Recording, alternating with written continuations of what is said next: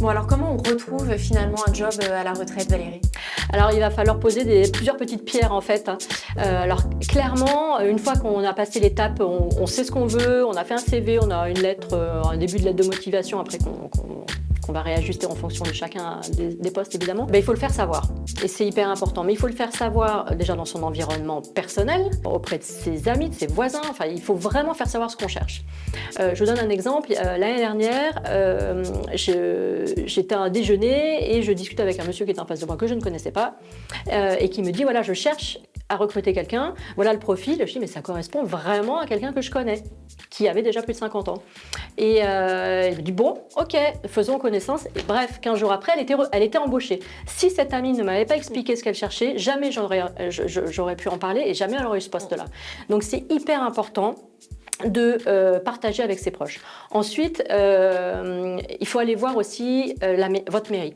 Dans toutes les mairies, il y a une mission emploi qui accompagne les citoyens de la ville dans leur recherche d'emploi. C'est important parce que la mairie, elle connaît les entreprises locales, donc, et elle sait qui cherche quoi.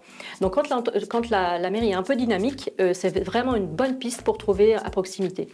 Et au-delà de la proximité, après, évidemment, vous allez chercher sur des sites d'emploi, parce que c'est incontournable, donc ça peut être sur les grands sites généralistes ou les gros agrégateurs d'emploi qui recensent des offres d'emploi de plein de sites différents. Et puis évidemment sur des sites d'emploi spécialisés pour les seniors comme Seniors à votre service, parce que là au moins vous n'allez pas être confronté à la barrière de l'âge. Donc c'est vraiment complémentaire aux autres recherches sur les sites généralistes.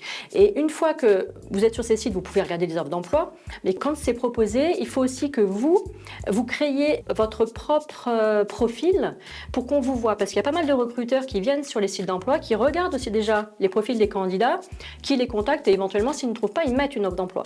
Mais si vous ne vous êtes pas présenté, si vous n'avez pas mis votre propre profil, vous passez à côté de plein d'offres en fait. Donc c'est hyper important, quand vous allez sur un site, de créer votre profil. Est-ce qu'il y a d'autres moyens de trouver un job?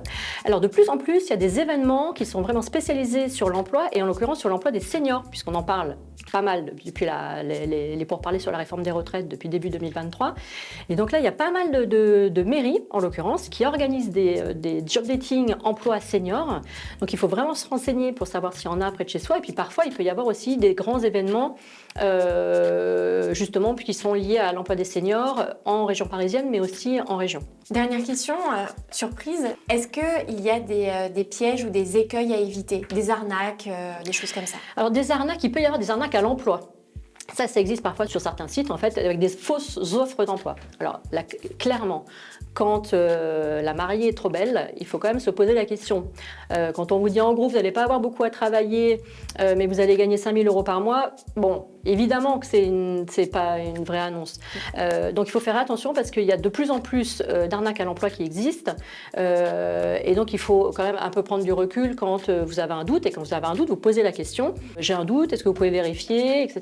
Nous, on modère les annonces, par exemple, sur Seniors à votre service, donc on fait hyper attention à ce qui est publié. Mais ce n'est pas une obligation, donc tout le monde ne le fait pas. Merci beaucoup Valérie, en tout cas, d'être venue nous voir et de nous avoir bien éclairé sur ce sujet.